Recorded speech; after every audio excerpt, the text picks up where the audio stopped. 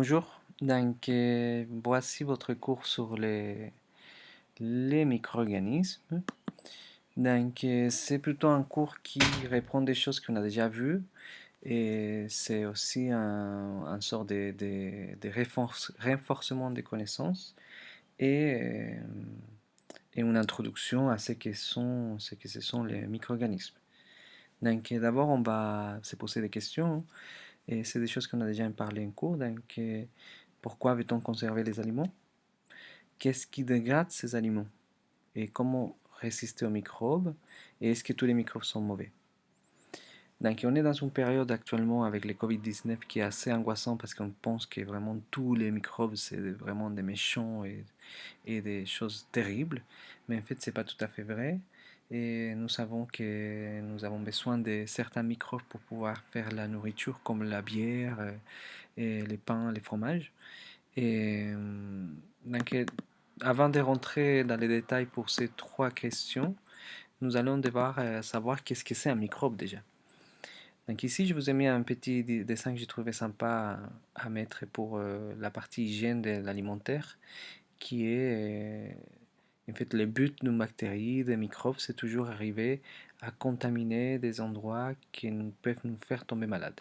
Donc pour arriver à ce schéma, et jusqu'à ce but, à cette arrivée, et elle doit parcourir un chemin, hein, mais nous, on peut mettre des étapes, des empêchements. Et on peut mettre des chaleurs, de froid, on peut mettre des produits chimiques, on peut mettre des barrières physiques à la nourriture pour protéger justement des contaminations microbiennes.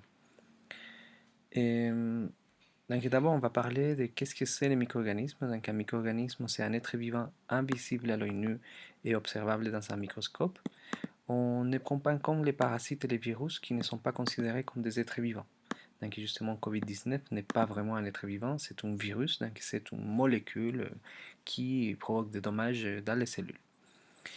Donc ici, on rentre dans une partie qui est assez vocabulaire scientifique. Donc c'est ça qu'on va travailler dans ces cours principalement. Nous avons trois types de micro-organismes, donc les bactéries, les levures et les moisissures. Donc la bactérie, c'est un organisme prokaryote unicellulaire. Comme dans l'image, vous voyez, ça, ce sont des bactéries qui s'appellent Escherichia coli et elles se reproduisent très rapidement, hein, et elles sont vraiment très minuscules, on ne les voit pas à l'œil nu. Puis on a la levure, qui c'est vraiment un groupe intermédiaire entre la bactérie et la moisissure, parce que ce sont des champignons microscopiques, mais unicellulaires, c'est-à-dire qu'ils sont toutes seules, hein. Comme la bactérie, elle est toute seule, là on les voit regroupées, mais en fait, une bactérie, elle est toute seule tout le temps, hein. Elle n'est pas vraiment collée à l'autre, elles ne sont pas liées, elles sont ensemble, mais pas liées. Ici, c'est pareil. La levure, elle est toute seule, donc on appelle ça unicellulaire. Et eucaryote, ça veut dire qu'elle a un noyau. Là, si on s'approche bien de l'image, on va pouvoir regarder et que la levure, elle a des petits trucs qui ressortent dans l'image. Ça, c'est les noyaux. Qu'est-ce qui contient les noyaux? Il contient l'ADN, donc les codes génétiques. Et si on regarde bien la bactérie, bah, la bactérie, elle n'a pas de noyau. Donc on appelle ça un prokaryote. Donc prokaryote unicellulaire, ça veut dire que c'est une cellule sans noyau, toute seule. Et eucaryote unicellulaire, ça veut dire elle a un noyau et elle est toute seule. Et elle forme des colonies par contre, hein. Et cette levure, elle permet par exemple de faire du vin, de la bière, du pain. Et après, on a la moisissure, que vous connaissez très bien, hein, dans les pains qui moissent. Là, c'est vraiment un dessin plus exagéré pour montrer comment il est la moisissure. Si vous regardez de plus près une moisissure, vous allez voir des sortes de filaments. Et dans les bouts des filaments, il y a des sortes de sphères qui libèrent des spores. Et à l'intérieur du pain, bah, retrouve des sortes de racines qu'on appelle ça des mycéliums.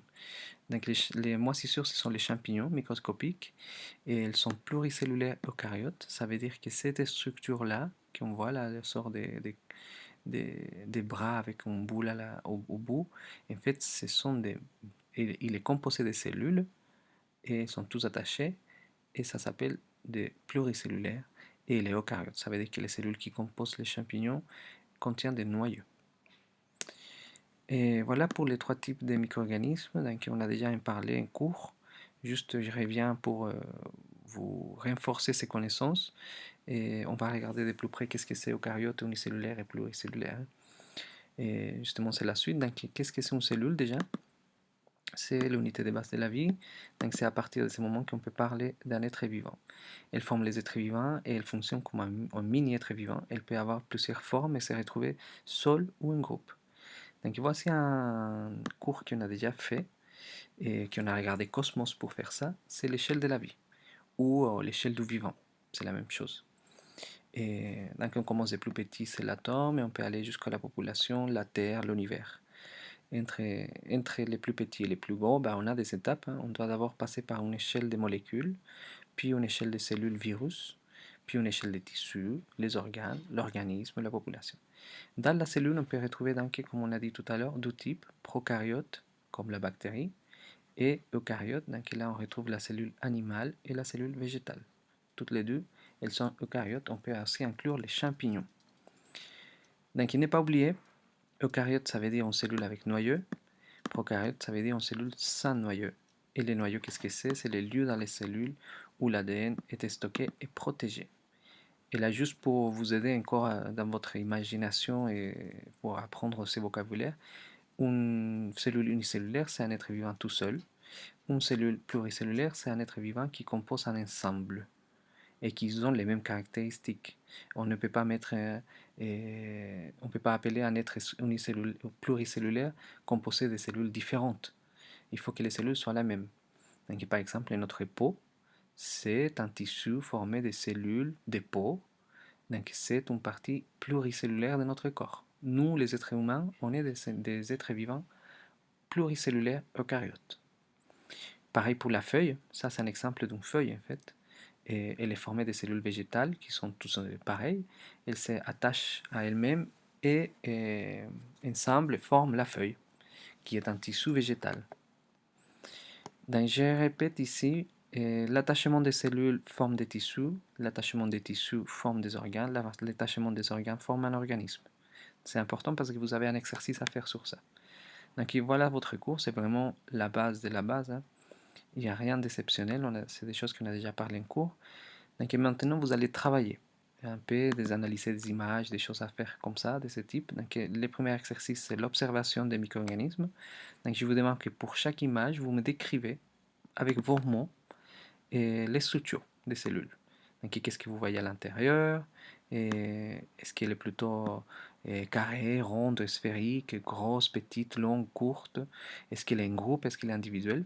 Voilà, donc vous pouvez écrire directement à côté l'image. Okay. Donc ici ce sont des bactéries, ici ce sont des cellules végétales, ici c'est des bactéries, pareil, ici c'est des cellules humaines, donc c'est du tissu intestinal, et ici vous avez des bactéries et ici des levures. Donc je vous demande juste pour chaque image de me décrire les structures et l'organisation des cellules. Et après l'exercice 2, à partir de vos observations, donc ce que je viens de vous demander, vous allez remplir ce tableau et me dire si l'image, par exemple là je vous ai mis un exemple, l'image 1 c'est une cellule prokaryote et unicellulaire. Et la cellule 2, qu'est-ce que c'est? Est-ce qu'elle est eucaryote ou prokaryote? Est-ce qu'elle est unicellulaire, pluricellulaire? À chaque fois, soit elle est eucaryote, soit elle est prokaryote, soit elle est unicellulaire, soit elle est pluricellulaire. Okay? Donc vous avez devoir avoir à choisir entre ces deux-là et ces deux-là pour chaque image. Si vous avez du mal, n'hésitez pas à venir vers moi. Et pour la partie B, je vous demande juste de répondre à la question suivante. Qu'est-ce que c'est un prokaryote? Vous me donnez un exemple. Qu'est-ce que c'est un eucaryote? Vous me donnez un exemple. Et qu'est-ce que c'est l'ADN? Voilà. Pour l'exercice 3, donc, je vous ai mis pas mal de photographies. Il y a 4. Et pour chaque photographie, indiquez à quelle échelle du vivant cette structure appartient. Est-ce que c'est un organisme? Est-ce que c'est un tissu? Est-ce que c'est une cellule? Est-ce que c'est une molécule? Etc. Donc là, je vous ai mis une feuille, une protéine, un tissu adipeux, donc c'est la peau qui se retrouve dans la gras, hein, c'est les gras de votre bide par exemple, et une amibe. Donc je vous demande juste d'aller découvrir qu'est-ce que c'est l'amibe. Et question B pour l'exercice 3. Et Je vous demande juste de regarder dans les documentaires Cosmos que je vous ai mis les liens là. Vous choisissez un épisode de la session 1 et vous faites une prise de notes de à peu près 300 mots que vous mettez ici. Vous écrivez directement votre prise de notes dans l'ordinateur. Et donc je vous laisse découvrir la série parce qu'on a regardé un seul épisode ou deux maximum, mais il y a 13. Donc je vous incite pas à rester sur l'épisode 1 et d'aller voir d'autres. C'est une série qui est assez intéressante et en plus ce mois-là, et ce mois-ci, il est sorti la saison 2. Donc on va pouvoir regarder ça de plus près après. Donc voici, voilà pour vos exercices, hein. C'est vraiment rien de compliqué, c'est juste de l'observation, de l'écriture. Et peut-être celui-là, vous allez avoir un peu de mal, mais vous pouvez revenir vers moi pour que je vous aide. Il n'y a pas de souci, ok? Voilà, voilà. Bon courage et bon travail.